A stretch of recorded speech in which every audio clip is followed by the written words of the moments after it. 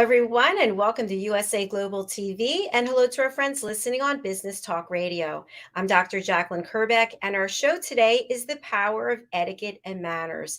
And joining me each and every week on this program, no matter where he's traveling, he makes it a priority to be here, is my co-host and one of our talking head experts here at USA Global TV. He is the principal of the British School of Excellence. Let's welcome Philip Sykes. Dr. JACALYN, a pleasure as always. And as we always say, people are going to get sick of us saying it. It's already Friday. And you know, it's so funny, Philip, you are here, there, and everywhere, and I'm behind the green screen. So as far as you're traveling, and I'm so happy for you and glad that you're able to spend some time with family and yet still be here as well. So thank you for that. Thank you, Dr. JACALYN. And just talking of family, as I think we all know, especially over the last sort of 24, 26 months, we tend to get how important it is to connect with people. And obviously seeing family that hopefully you get on with is very, very special. And my sort of, I suppose, Friday message to everyone, and hopefully there'll be many messages today, but, you know, really make that effort to step out of your comfort zone and go and spend time with people that mean something to you. Make that effort. Because as we all know, time is so precious. We all get given 86,400 seconds each day, and we have the opportunity to choose how we spend that time. And time doesn't do refunds. It doesn't give you anything back. You can't, like go to an ATM and withdraw more time. So how you spend your time is crucial. And definitely, I think a lot of us out here in the world now today have realized that time with loved ones is just so, so valuable. And I just encourage every single one of you, just make that effort, because it will absolutely do wonders for you. It's for the soul, it's for you as an individual, but also for people that really who care about you spending that quality time. And for me, it's just been amazing. My mum turned 80 a few weeks ago, and having not seen my mum and dad for the last 2 and a bit years and various family members, it's just been exceptionally special. And we've made time to be together, not to try and interact with 1,000,001 people. That's beautiful, Philip. Thank you so much for sharing that. And this show, as I've mentioned, is one of our top performing shows. We have between 20 and 25 live broadcasts each and every week, which is truly a blessing. And people just love this show, talking about etiquette and manners. And you bring such incredible guests here, especially we've got one backstage today, Justine. She's going to be joining us, and we're going to be talking about empowering women. But before we bring her out, I'd love to spotlight you. And if you can share with our audience who's joining for the first time, what is the British School of Excellence and how do you help people there? Super. Ladies and gentlemen, a very warm welcome wherever you are in the world. Here at our organization, it is about building confidence and changing lives. We take you on journeys and equip you with fundamental life tools, life skills, not soft skills, hardcore life skills, to give you that incredible confidence, to help you elevate yourself in whatever you want to do in this world. So here at the British School of Excellence, we focus on children. In our ETIQUETTE program, we focus on mindset and manners for teenagers, mindset and motivation for teenagers, mindset and money for teenagers. We focus on the polished professional, which is our business excellence and business etiquette program. We then jump straight into our train the trainer, which our wonderful guest who's going to be joining us later joined the British School of Etiquette in those days, now Excellence, on our train the trainer journey. And it is a phenomenal life-changing program, and it can open so many doors for you. We as a lot of you who listen into this program on a regular basis, for those of you who don't, we've got a very, very solid platform when it comes to emotional intelligence, EQ. So when we here at the British School of Excellence talk about this particular show or anything, the power of etiquette and manners, we very much incorporate the power of etiquette, manners, and emotional intelligence. It's a full circle. And I truly believe that anyone with reasonable, good emotional intelligence will tend to or generally have fantastic etiquette and manners, and will open doors for themselves that some of the best education in the world could not or would not. So please do take the time to take a look at our website, www.thebritishschoolofexcellence.com. And we, as always, would love to engage in any form of conversation with you on any level. Thanks so much, Philip. And I have learned so much from you and from the guests, and we talk about this a lot, that people's perception of what etiquette and manners are is typically not exactly what they are. It's not just open the door for someone or how to put the silverware and the plates on the table. That of course is part of it, but it's emotional intelligence. It's being there for other people, living a life that is filled with gratitude. And I just thank you for everything that you're doing to help us spread the message across the world. Well, this is your amazing initiative, Dr. JACALYN. I'm just so grateful to be a part of USA Global TV, being a talking head, and just to have you as such an amazing friend and co-host. And what you're doing is changing people's lives, and this is powerful. It's fundamental, and every single one of us, if we all make an effort to do something amazing on a daily basis, we can, and I promise you, we can set the world in the right direction. Thank you. It's a team effort. All right. 100%. I want to bring our guest out. So if I'm going to spotlight you, if you would share with our audience how the two of you know each other and a little bit about Justina's background. Certainly. Many years ago now, I think I have a feeling it might have been 2016 or 2017. Justina Mutale, Dr. Justina Mutale, approached our organizations to engage with us on Train the Trainer. Now, a very humble person. When you meet Justina, she's done some incredible things, and she was globally acclaimed as one of the most influential and inspirational African women. And in 2012, she was named African Woman of the Year. And she shares platforms with various African heads of state and heads of government. She's focusing on international development. She's a philanthropist. She's a human rights activist. I mean, I can honestly go on and on and on. And, Justina's leadership skills, she has changed people's lives. She's all about helping predominantly women and young ladies in this world. She's a best-selling author of the highly cerebral book, The Art of Iconic Leadership, Power Secrets of the Female World. And she's co-authored in so many other books, Women on Corporate on corporate boards, and she's an international, as I said, international global phenomenon in the sense that she's a recipient of the Mandela 100 Prize. Dr. Mutale is listed on who's who lists, power lists, and I just can keep going on. She's also been 100 most reputable people on earth, 100 most influential African women, and honestly, I can keep going on, but I think I don't want to sort of, I suppose, ruin the so-called drumbeat and the thunder, and I want to introduce Justina with a huge open arms. It's just wonderful to see you. Obviously, we're going to have her back on many more shows. So let's welcome her to the program right now. Hi, welcome. Hi, Jacqueline. Hi, Philip. Thank you very much. And thank you for giving me time to come on your prestigious platform and to share my thoughts, ideas, aspirations, my work, and my experiences with your viewership. Well, it's an honor to meet you, and congratulations on everything that you're doing to help change the world. How do you prioritize what you're doing when you've accomplished so much and are accomplishing so much? I prioritize things according to the need, like what is trending now, what really needs my attention now, and I look at what can do without me being there and what needs me to be there, and that is how I prioritize my work. For example, with this interview, I had so many other competing engagements, but I just felt compelled that this is something that I need to do now, and other things can wait a little longer. So that is how I work. Thank you. That's beautiful. Love that. Love that. Prioritizing is just such a key thing. And it's about showing up, Justina. And that's one thing you definitely do every single time.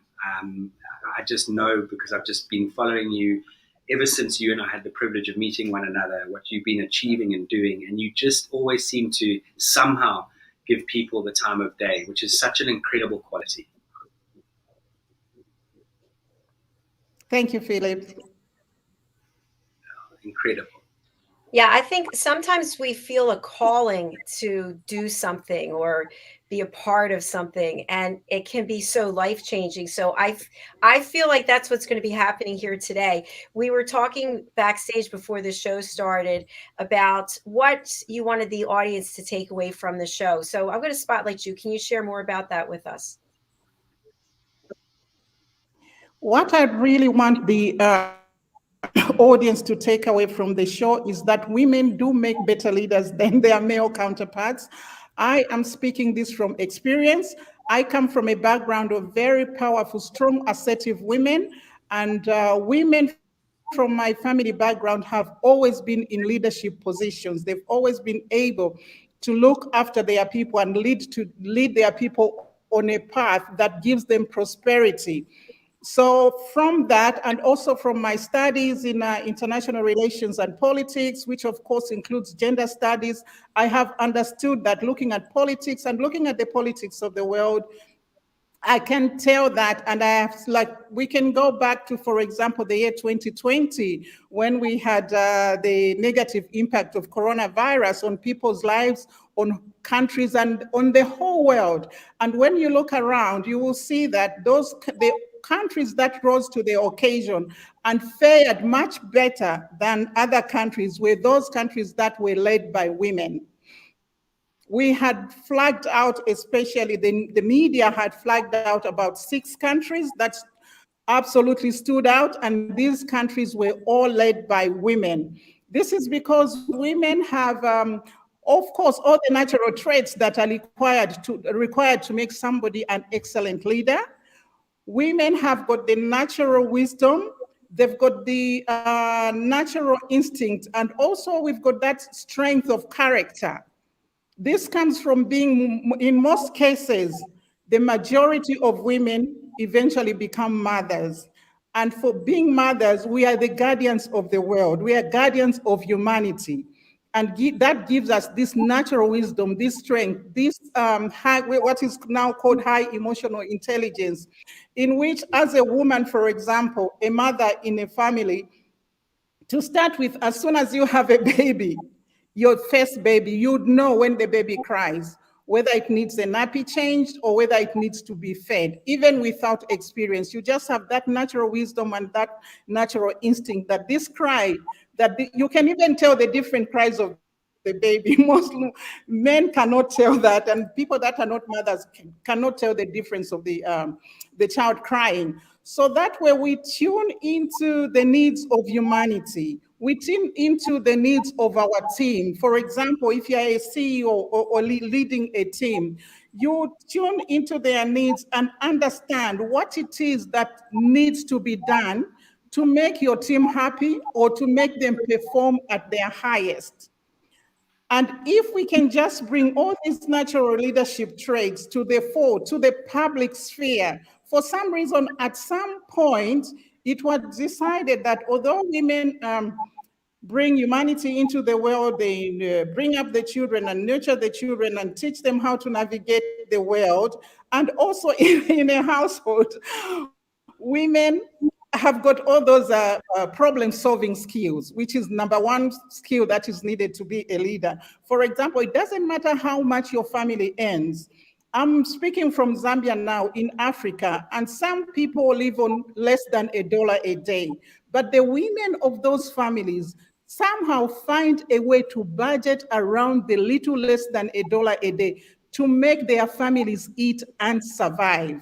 So if we could bring all these, and also if there's children are fighting in the family, a mother knows how to bring them back together and to diffuse those sibling rivalries and let them know that they are family and this is your brother. There's a certain line that you cannot cross.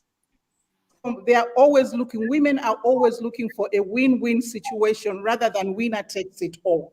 So this is where I believe that if we brought those leadership qualities of women, if only the world could have 50% women heads of state and heads of government, and 50% male heads of state and heads of government, then we have that yin and yang that the world needs, and the world would be in a better place. But as it is now, when you look at the G20, we lost Angela Merkel last year. So now the G7, so to speak, she was the only woman there. So now we have another man as Chancellor of Germany. So when they line up those 7 people who control the world, there'll be no female perspective in those decisions that are being made.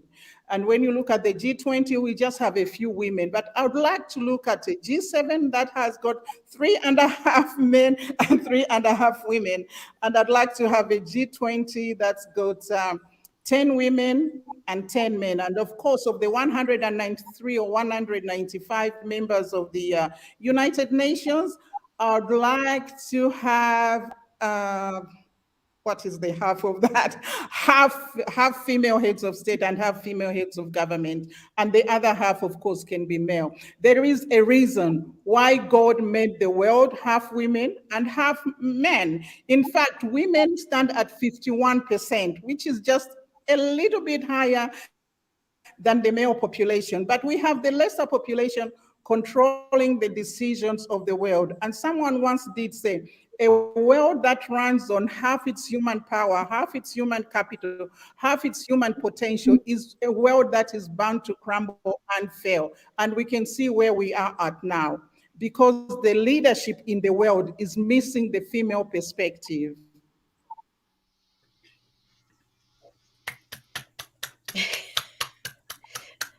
Fabulous, fabulous. I think you have women all over the world standing and applauding you right now. So thank you. We have a comment from Josephine. Congratulations, Justina. Always inspiring.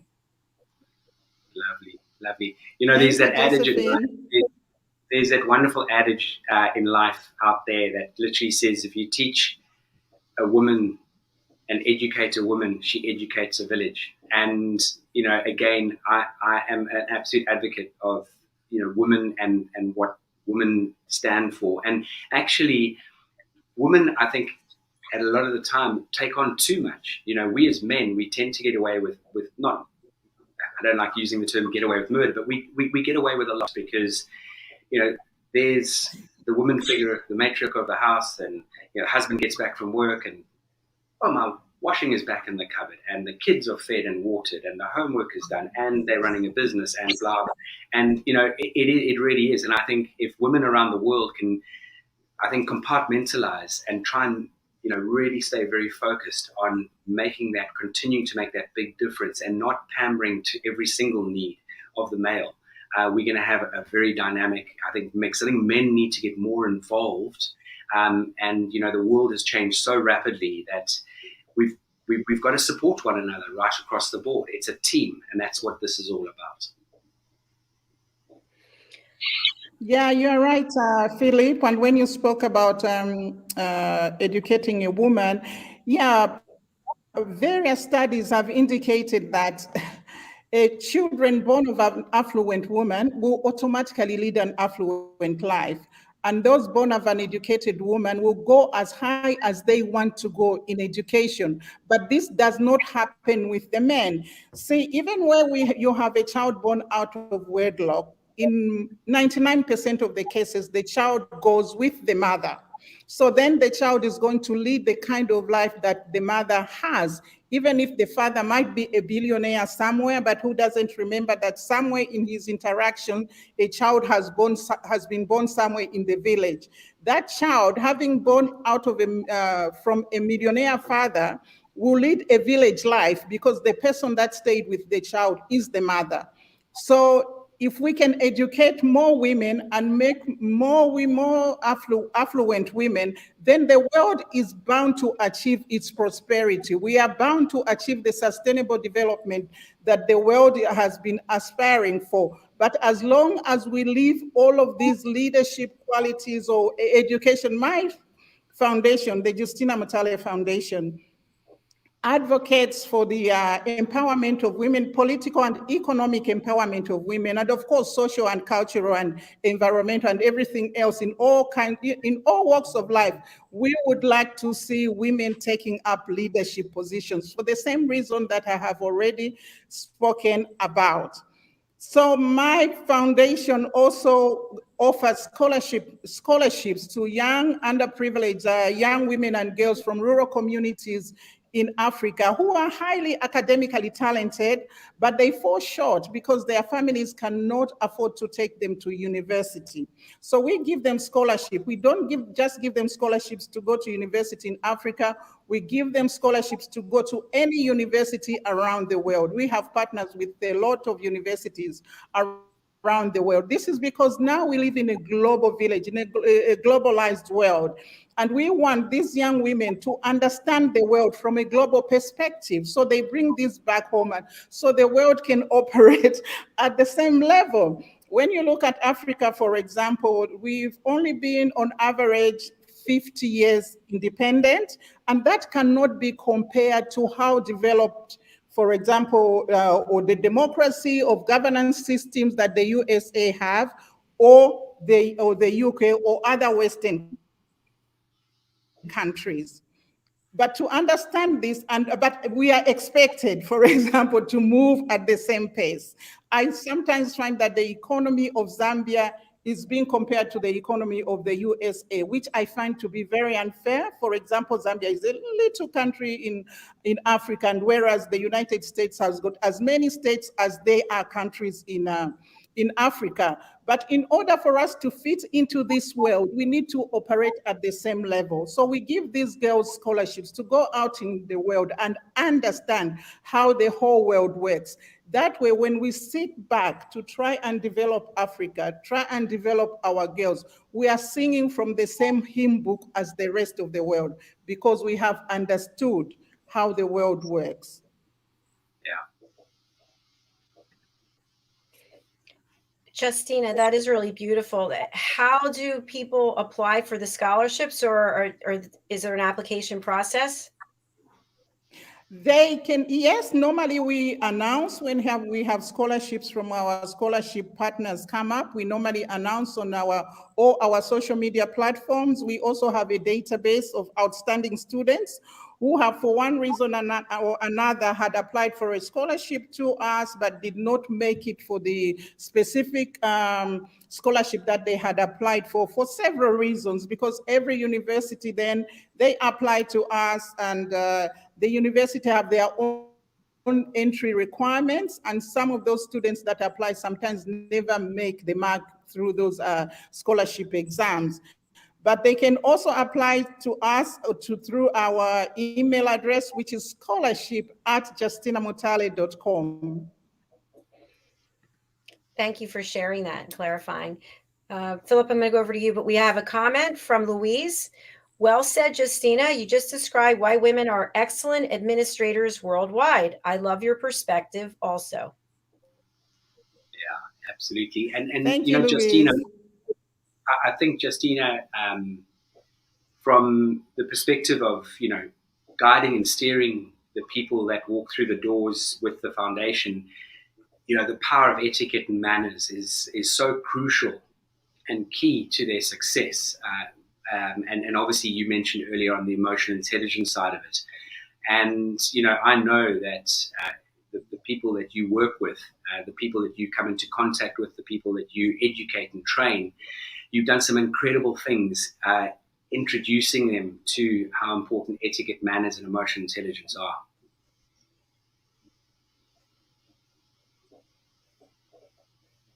Yes, of course, this comes with the territory, dealing with and working with so many, especially young people from around the world. It is important to tune into those etiquette points, and also to have good manners when you deal with people, because everybody is coming from a different background, and people come from different parts of the world, and of course they believe in different kinds of things. We have to respect, for example, the cultures and traditions of those people that we work with. We have to approach them in a way that they will understand us. And to do that, you've got to have a lot of bring a lot of etiquette in you, and of course a lot of manners, good manners. You don't just assume that what you believe in is what the next person will believe in. And of course you also have to speak to people in the language that they will understand you.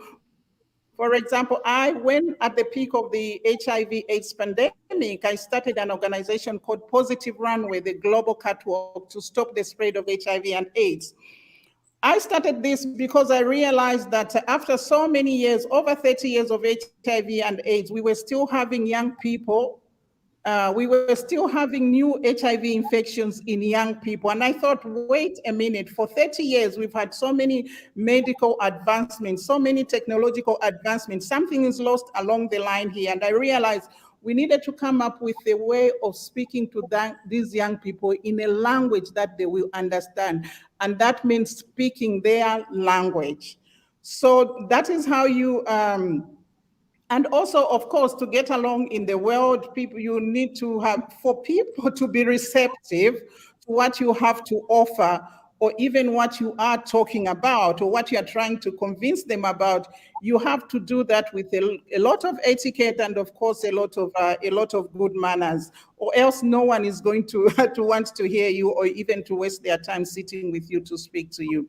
So that is one of the things that we do with our young people all over the world. And of course the young people that are coming out of Africa, we have to sit them down and explain to them what kind of country they are going to, what they should expect there, and most importantly, that they need to respect the traditions and cultures of the people whose country they are going to be operating in. Yeah, I love that, Justina, and it is such an important key point. This, and I want everyone out there who's tuned in and who may watch this at a later stage, is that when we go out into this world and we make an effort to understand someone else's makeup, their culture, their background, their history, the cuisine, all the aspects of someone's country and their being, it starts to build an immense, powerful platform. And it helps you to integrate into that society and make friends in that society. And in doing that, you start to then generate an amazing network of people that you may never in the past have ever come into contact with, or you may have been in their country, because you didn't bother to understand how to make that connection, how to understand that country and the people within that country, we lose out. And this is something that I think is crucial for all of us out there. The world's become so small, and now that we're back, a lot of countries are opening up the borders. People are traveling again. People are now able to go and study in person again. I just urge every single one of you to take what Justina's just been sharing with you and really enhancing and harnessing cultural differences and how powerful and important they are, and how they can open those amazing doors for you. Philip and Justina, what are your thoughts when it comes to etiquette and manners? Do you think that for people who are not embracing that yet, that it's because of a lack of knowledge, a lack of resource, or some kind of fear? Justina? I would think that it's lack of knowledge, lack of exposure. In my in my tribe, we have a saying that a child that does not visit other people's homes believes that their mother is the best cook. So when somebody hasn't had exposure, they would believe that things are done the way that they are done in their village or wherever they are coming from. But when you go out in the world, then you've got to know that different people have got different kinds of etiquettes that need to be followed, etiquette and protocols that need to be followed. So I suppose, yeah, to answer your question, I would attribute it to lack of exposure, lack of knowledge. Thank you, Justina. Philip, would you like to add anything? Justina summed that up beautifully, and I love your term. If you don't leave the house and you're not interested in spreading your wings, and then you definitely believe your mother's the best cook. Well, you're just you're setting yourself up to fail. You really and truly are. I think every single one of us needs to have a very strong growth mindset. We need to be very appreciative and make an effort to want to get to know about other people and their cultures and why this world and why we are all different. We're not all the same, and we're not all from the same backgrounds. And the more we can do that and really do this, because we were talking about this, diversity and cultural differences, is if I'm working in an office environment and I happen to be working alongside a gentleman or a lady from India or from Africa, I need to be respectful of their backgrounds and their understanding of our culture, and then to make them feel welcome, and for them to then reciprocate and want to show that they are interested in learning more about the country or the culture and that sort of thing. And I think this is where the power of what we've talked about on the show many times over, the power of genuine small talk, as long as you're not offending anyone, you can really use that as such a solid platform to integrate and the doors that have opened for, just I'm giving my example, my experience. I've been fortunate enough to travel the world like Justina and you, Dr. JACALYN. It's just amazing when you make an effort with people in the various countries you go to. Things just happen for you in your life. Doors open, connections, you build your network. You're then able to help other people and introduce other people. Let's say I introduce someone to Justina in Zambia, and to someone in the US where you are, and Japan, and all that sort of thing. And you start to really build an incredible platform and foundation. Yes, I would agree. And to your point, Justina, and also to yours, Philip, if we don't have the exposure, and now that we are able to travel, and StreamYard has brought us so much closer than ever before. I mean, you're both there in Africa. I'm here in Florida in the United States. And yet it's almost like right across the street from one another. So my question is, in order to get the exposure so that you lead a life that's filled with manners and etiquette, do you just go on Google and do research? Do you go and take courses like the ones that you offer? What do you think are the best ways for people to get that knowledge and get that exposure so that they are respectful of other cultures? I'm going to hand it to Justina on this one. It is important to go to those people that are well versed in etiquette, in teaching or training etiquette and manners.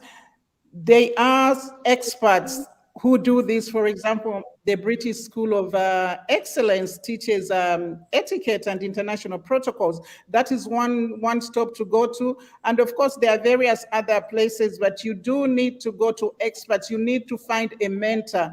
You need to find a mentor or even a coach, someone that can mentor you or coach you in how to attain those etiquette skills and also those manners that will let you go out into the world and make you excel. You can't just sit there and Google something.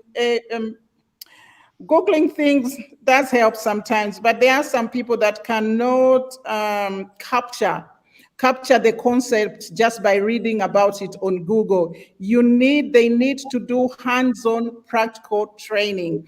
And this is where, for example, the British School of Excellency comes in, because they take you through all these steps. They mentor you and also they coach you through all of it. And that is what anybody who wants to be well-versed in international etiquette and manners and protocols needs to do. They need to find a mentor like the British School of Excellence and a coach like what you would get from the British School of Excellence or perhaps somewhere else.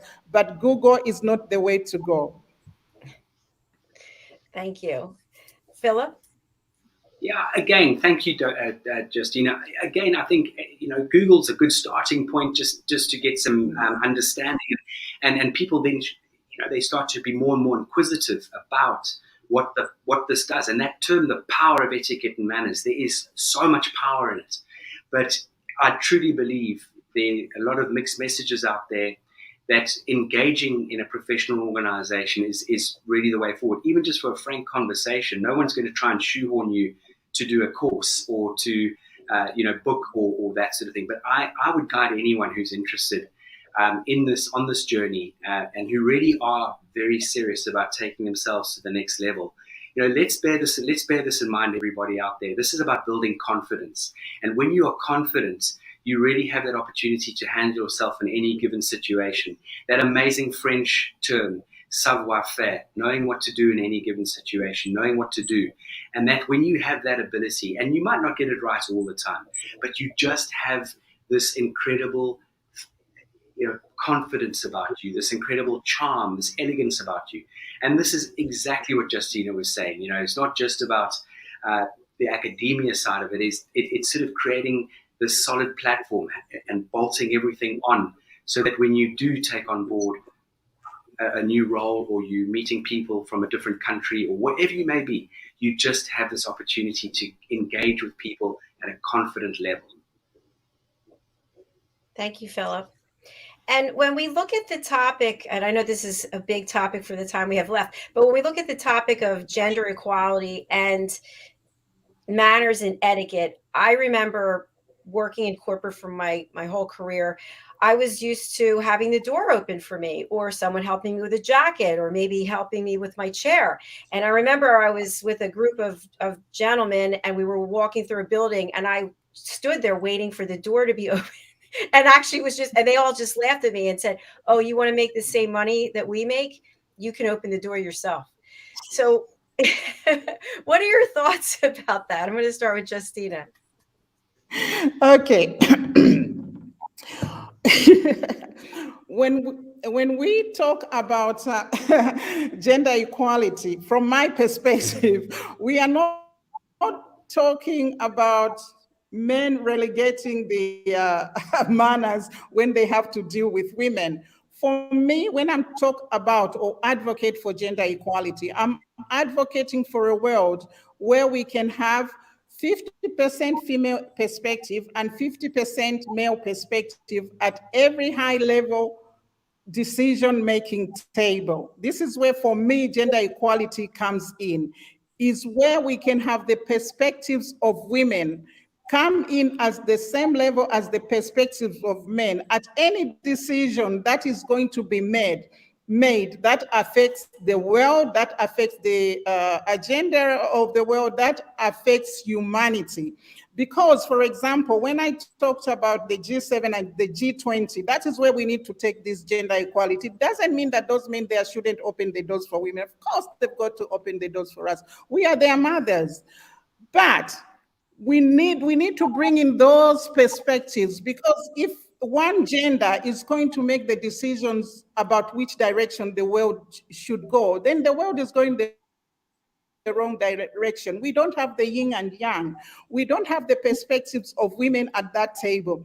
And when you don't have the perspectives of women, then it means the aspirations, the hopes, the thoughts, the ideas, the desires, and all that of women at that table are missing. For example, in Parliament, when you are going to pass laws, when you are going to pass those laws that affect women and children, and you don't have a woman there who's actually has the experience of bringing up children to bring in her perspective before this law is passed, you just have those men that have no idea what bringing up a child means. How can somebody who has no practical idea on how to bring up a child make laws regarding those children? For me, this is where gender equality comes in. People always get it wrong sometimes, thinking that, I remember, for example, from my own perspective, in 1995 at the fourth United Nations World Conference, there was a declaration there that was a declaration that was adopted called the Beijing Platform, and it was called Beijing platform. And this is, I understand from there, other women from African countries, for example, that went to that meeting. This is the meeting at which women thought, yes, now we have our gender equality. Yes, now we can. And some African women, for example, I knew some women in my own country, Zambia, came from there, and who never wore trousers started wearing trousers. And they started bossing their husbands in the house to help wash the dishes, change the nappies, and all of that. And it broke a lot of marriages. So this gender equality depends how people get on in a marriage. It shouldn't really go to the end of breaking the marriage. Gender equality is about securing the rights of women and girls. It's about empowering women and girls to walk this earth, to walk these their experiences on the same, on equal footing as their male counterparts. But that does not mean that the men then should stop opening the doors. The men should still maintain their manners in how they deal with women, and the women, of course, should still maintain their manners how they deal with men. But decisions that drive the world, that affect the human rights, that affect the economic empowerment of women, that affect the educational attainment of women, that is the gender equality that we are talking about. Thank you so much. So many amazing points that you just made right there. And as I mentioned, I know it's a much larger topic, but I'm glad we could at least open the door a little bit. Philip. Yeah. For me, I call it old school. I don't care what anyone wants to call it. You get noticed for the right reasons, and you do it with a natural elegance to it. You don't need to do it to try and wow someone. It does wow someone because you've done it in such an elegant and natural sort of way. And this goes back to things we've spoken about on the power of etiquette and manners and emotional intelligence. It's having that situational awareness. What can I do for you? How can I help you? Be that sort of person that you can show huge respect for young girls, young ladies, women, and I think you stand out for those right reasons. And we had a situation many years ago, not a situation, but I had an opportunity to go to a lovely, very multicultural school in the north of London. A beautiful, gorgeous African gentleman met me, the head boy, and they'd all made an effort to dress beautifully. And I dressed in. They had a day of what they wanted, an experience of what a potential finishing school could be like. And we did table manners and table settings, and we talked about how important it is that we show up every single day and be better than we were yesterday. And we talked about, this exactly what you just mentioned, Dr. JACALYN, and what Justina has just so beautifully elaborated on. And one of the young ladies said, yeah, but I don't know if I want a man opening a door for me. I'm a woman. I'm all for women's rights and da-da. And one of the teachers said, I'm also I'm feminist in many senses of the word, but I still love it when my husband opens the door for me when you get to the car, or, slightly raises when I leave the dining room table. All these little bits of, I call tools and charm within your arsenal, within your storage box, will just make that incredible impression. And this goes back to exactly what we shared a few months ago. Back in the day when you had good manners, that was normal, that was natural. When you had the bad manners, you stood out. Now it's the other way around. When you've got good manners, you stand out.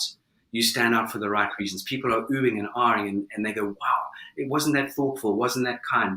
That's a real gentleman, or you're a real lady. So yeah, I'm all on the same page in every sense of the word, and I don't ever believe men should stop being gentlemen.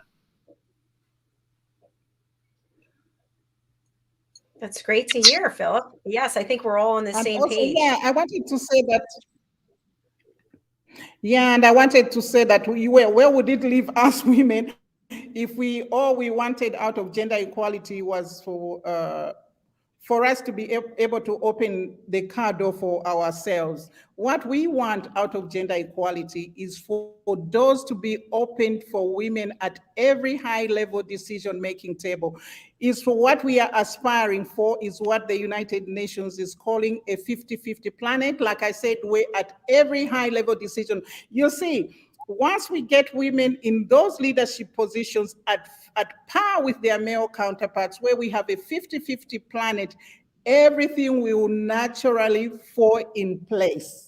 So we can't be fighting about women opening their own doors when they cannot become a CEO, when they cannot become a president of a country, when they cannot become the king or queen of queen of their country when their father has died. Because up to now, in most cultures, when a king dies, even child, their firstborn child was if their firstborn child was a girl or daughter, they don't give them the throne. They skip that child and put the male child there. That is the gender equality we are fighting for. If your line in the family, you are the firstborn child, it shouldn't matter whether you're a girl or a boy. If your father dies, you should take that throne. They shouldn't be saying that because you're a girl, then you cannot do that. So this thing, but manners have still to be maintained. Etiquette still has to be maintained. Everybody still has to be treated with the ultimate respect in any given situation. Gender equality should not take away from the women the respect that is due to them from the men, and should not take away the respect that is due to men from the women. Absolutely. Perfect. That's a great way to close out our show because we're actually out of time. But Justina, I know that there are so many topics that we could really delve into. So I hope that you'll come back on many of our shows. I'd love to have you on our corner bookstore, talk about your work as an author, and also just to talk about the empowerment of women. We are starting a new show that is about women, for women, by women, and we're going to be talking about topics just like this. So I welcome you to come back to our platform. I would be most obliged. Thank you very much, Jacqueline. Thank you very much. And I'm going to spotlight you. And if you could share with our audience who's not able to read the banner or they're listening on the radio, what's the best way for people to reach out to you, and who would you like to contact you? The best way to reach out to me, on all most of the social media platforms, the main ones, for example, Twitter, and Twitter, Instagram, Facebook, LinkedIn, and on all of these, I'm just at Justina Mutale.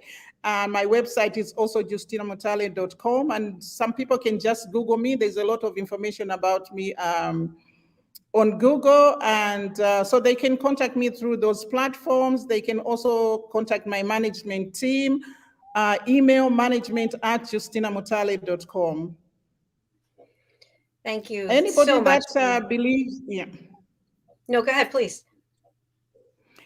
Yeah, you did say who can contact me. Anybody that believes they would want to contact me for any reason can do so, and I'd be able to respond to them depending on what their query is.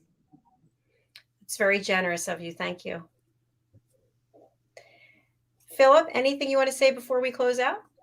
Just as always, Justina, it's such a pleasure to be in your company again after quite a while, and I'm so looking forward to seeing you the next time that you're in the United Kingdom. And I just thank you so much for making the time of your, you've got a very, very busy schedule, and may the rest of your time in Zambia be a very successful and happy one.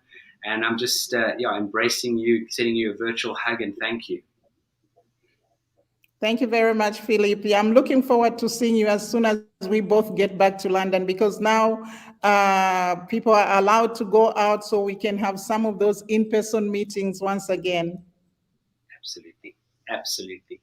Very exciting. And thank you for making this a priority to be here today. You've shared some wonderful information with our audience, and I really appreciate it. Thank you. Thank you very much, Jacqueline. I'm very happy to have had this discussion with you on your prestigious platform, and I wish you all the best. And of course, whenever you want to invite me, just let me know in good time. Thank you.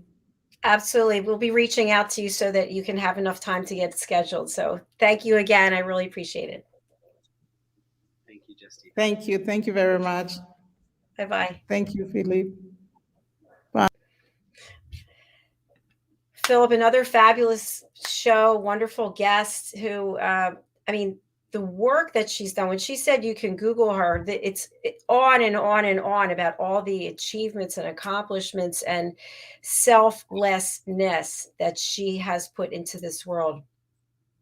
It is phenomenal, and if we can all just try a little bit to aspire to doing what Justina does, and doing some form of good each day, it's just powerful, and we can all make a difference together. Yes, absolutely. And Philip, I'm going to spotlight you before we close out. And for people who are thinking, you know what, I really know that I need to have some refresher, or I need to be exposed to etiquette and manners from around the world, and they're looking to reach out to you to sign up for the courses, what do they need to do? Thank you. Ladies and gentlemen, and all you wonderful listeners out there, here at our organization, we would just email us, hello@the-british-school-of-excellence.com. Speak to my colleague Orsa, speak to my colleague Leanne or Emma, or speak to me, and we would just love to give you the foundation, the platform to understand and guide you through the power of etiquette and manners and emotional intelligence. Something earlier on that Justina mentioned was, it is so fundamental that we connect and understand how to respect one another. And etiquette and manners are like those traffic lights in society. They're there so that we don't bang into each other. They're there to make our lives a lot more dynamic and a lot easier. And it is so much easier to get through life with good manners than it is with bad manners, that's for sure. And so here at the organization, it's etiquette, it's emotional intelligence, it's styling, it's body language, it's presentation skills, and excellent customer service. We work with some of the most incredible brands around the world on teaching, guiding, and coaching their executive sales teams on how to be that much more dynamic in their roles. Anybody out there who wants to be better than they were yesterday and want to move forward and really want to make a change in their personal lives, which will have an impact on their professional lives and have a huge impact on their relationships, I urge you to reach out to us and book a call, or just engage with us on however you want. We've got on all the social media platforms, and sign up to our newsletter, because the newsletter, also, who's an incredible writer, we all add various thoughts and ideas, but her content is absolutely spot on. So please, ladies and gentlemen, www.thebritishschoolofexcellence.com or hello@thebritishschoolofetiquette or excellence.com. Thank you, Philip. And again, I just am so happy that you're with your family, and yet you're still able to make the time to be here with us. It's an absolute pleasure and an honor. Always a pleasure, Dr. Jacalyn. Always a great pleasure. Wishing you an amazing weekend, and I look forward to catching up with you early next week. Yes, I'll definitely be in touch. We have a few things to discuss. So all good. Have a great weekend. Take care. Bye-bye. Thank you. Bye. Thank you to each and every one of you who are watching us on the live. I really mean that. Whether you watch us on the replay, we love it. And if you're watching on YouTube, if you could just click subscribe right now, that would be terrific. As I mentioned before, we have between 20 and 25 live broadcasts each and every week. We're also on the radio, so you can hear us or you can watch us depending on what works for you. Okay, a couple of announcements that I have.